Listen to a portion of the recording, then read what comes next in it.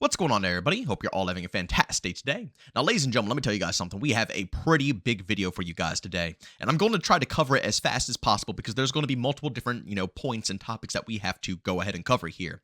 But, ladies and gentlemen, let me tell you guys something. Yes, there might be some things that might seem a little bit fishy when it comes to Activision, but overall, these are some pretty darn good, positives, and hopefully Activision isn't planning on screwing us over in the future. Obviously, I'm very, reserved with how I feel about this stuff because Activision has screwed us over many times in the future, but I think you guys are going to really enjoy what you hear in today's video. But of course, ladies and gentlemen, before we go and dive deep, if you guys are interested in more content just like this, don't forget to subscribe and hit that bell. I post daily here at 8 Eastern Time. And of course, if you guys are interested in my live streams, I stream Monday through Saturday over on Twitch, starting between 12 to 1 p.m. Eastern Time. Of course, if you guys are interested, gotta link that channel down in the description of this video. All right, so ladies and gentlemen, I was scrolling through Twitter and I saw a post from the Ghost of Hope, which, was actually really solid. And like I said, I was kind of happy to see these words being, presented to us over on Twitter. But as you can see right here, report, Activision/Raven Software are excited with the numbers they've seen for players returning and playing Warzone after the launch of Verdansk.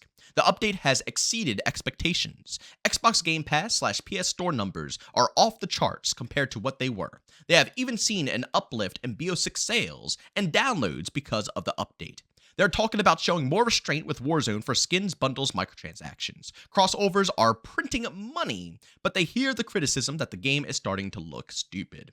Now, ladies and gentlemen, like I said, there's a decent amount of stuff that we have to go ahead and cover, with this post right here. First and foremost, I do want to state that, it is kind of fishy, as I mentioned before, that they're going to say, oh, the numbers are absolutely outstanding, everybody is returning, when indeed, they did require a decent amount of the community to download Warzone in order to obtain the kilo. For those who don't know, the only way you can obtain the kilo is if you log into Warzone. So even if you have Warzone, not installed, you will literally never get the kilo for Black Ops 6 multiplayer until you go ahead and install it and load into the actual Warzone experience. You don't have to hop into a game or anything like that. But, just being able to download Warzone alone is going to add to their statistics that everybody is returning. So, I do get where people are coming from saying that this is fake. This is going to be, they're, kind of inflating the numbers. But I will say, I think this is more of a positive than a negative, because what this means to me personally is that they are seeing success out of going back to how Warzone was day one, which means that not integrating, Warzone with every single experience might be the way to go for them. They have tried time and time and time again with every single experience going into Black Ops Cold War, Vanguard, Modern Warfare 2 2022, Modern Warfare 3, and it seems to be getting, I don't want to say it got worse and worse and worse, but let's be honest here. Compared to what Warzone was day one, the identity of Warzone has completely changed, 1010%.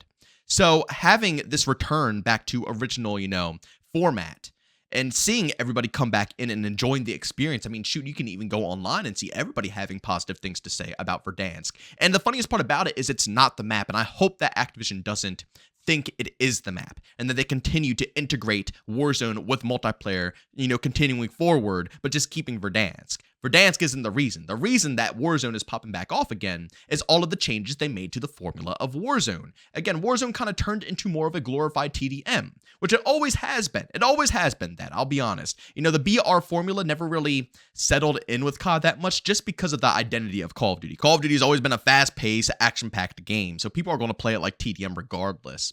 But back in the original Warzone, you actually still had to think about your life partially. You couldn't just be blatantly doing stupid things or you're going to be sitting there watching a screen forever while your team is trying to scrape by as many dollars as they can to get you back into the experience, And, fast forward to current date, Warzone turned into something where you can spawn in 50,000 times because your life doesn't matter, and it no longer has that, fear factor of trying to stay alive. That, to me personally, all of those core changes that they reverted back to Modern Warfare 2019 version of Warzone is why it's popping the way that it is. And I really hope, I cross my fingers, and I hope all of you do as well, because again, I know people want to see the downfall of this, which would be, interesting, but all we really need is for them to separate the IPs. That's it. Warzone is healthy for Call of Duty because it brings players into this franchise. It brings more eyes to see what this game is about.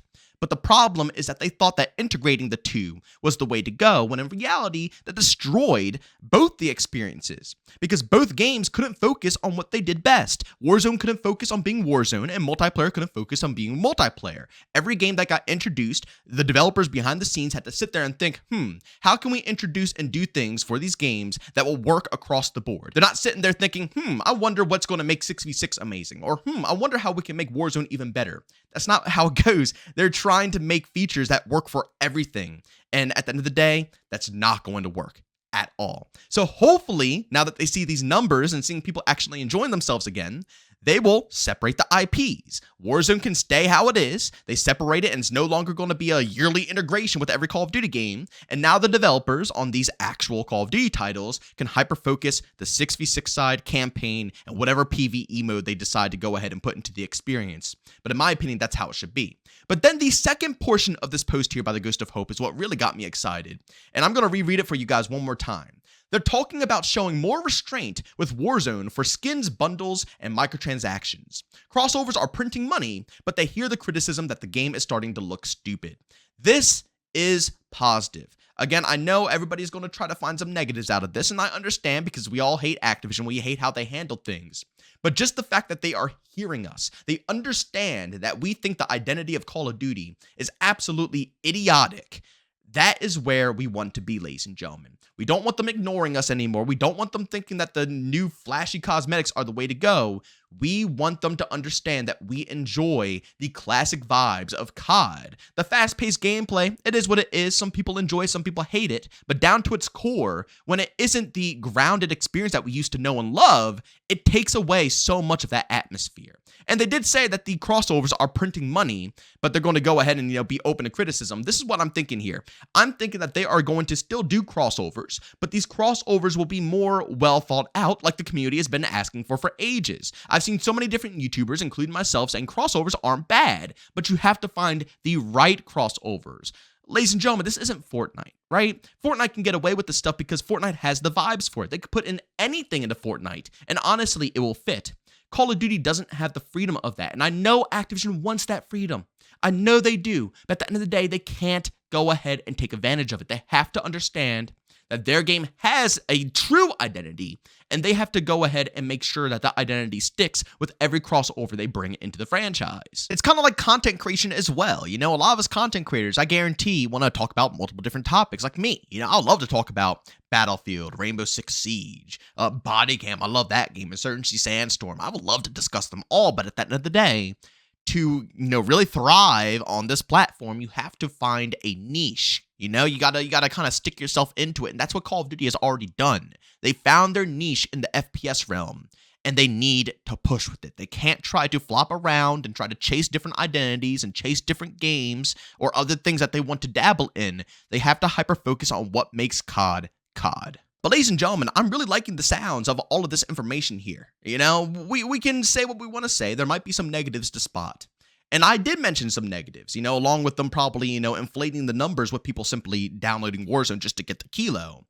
But there are so many positives to take away from this post that I hope continue into the future. And I really hope Activision does not screw over this community. They finally have a chance where they can separate Warzone from Call of Duty. They can finally make it its own IP. They see the success of it. They need to push with it. And same thing with the cosmetics. They need to understand that there are vibes that they can obtain. I made a video a little while ago talking about the Battlefield 2042 cosmetics. And again, they're not still what the Battlefield community wants. But the point that I was trying to make in that video is that you can indeed make grounded looking skins that are flashy, that are still appealing, and people will want to buy them. For some reason, Activision has this weird thing going on. And you could tell with Black Ops 6. Just look at all the store bundles. They are definitely pointing towards the direction of, okay, the only way these are going to sell is if they are overly flashy. They look absolutely like rainbows and unicorns all up in your face. That's the only thing that's going to sell. When in reality, that's not true. You can get grounded, cool-looking skins that sell just as quick. I promise you this. I mean, honestly, the majority of the sweat lords who play this game consistently are running a lot of the milsim style skins that we're getting in all these battle passes, which I do appreciate. And I'm starting to, this is what I want to say as well. I'm starting to think that they are trying to change things around because I haven't seen as many flashy skins anymore. Season 1 started off with a battle pass that was stuffed with flashy stuff, and the store was stuffed with flashy things as well. And obviously, I know all the skins are made ahead of time, and a lot of the stuff in these store bundles are going to be released regardless, so we're probably still going to see flashy things. But as the years going on, Season 2 and Season 3 have both consisted of way more grounded skins in the Battle Pass, which I appreciate because I love them all. Season 2 and Season 3 has actually been kicking butt when it comes to the operator cosmetics. And again, like I said, I appreciate that. But at the same time, it's kind of showing to me that maybe they are actually understanding what we're asking here. And I'm honestly wondering if BO6 was just a testing ground to see how crazy they can actually get things. I want to know what you guys think. Do you think that they were using BO6 as a testing ground? Because don't forget, guys, they made Treyarch make BO6 and they're making the next game as well. So I'm wondering if this is just literally a template game that is here to test things, test camos, test movement, test everything that they could possibly test. And then the next game, they're going to really hunker down and see how things go. I don't know, but I want to know what you guys have to think about all this stuff. But ladies and gentlemen, as always, if you enjoyed today's video, leave a like. If you hate it, leave a dislike. Don't forget to subscribe and hit that bell. I post daily here at 8 morning Eastern time. And of course, if you guys are interested in my live streams, I stream Monday through Saturday over on Twitch, starting between 12 to 1 p.m. Eastern time. Of course, if you guys are interested, I'll link that channel down in the description of this video. But as always, thank you for tuning in, and I'll see you on the next one. Peace out.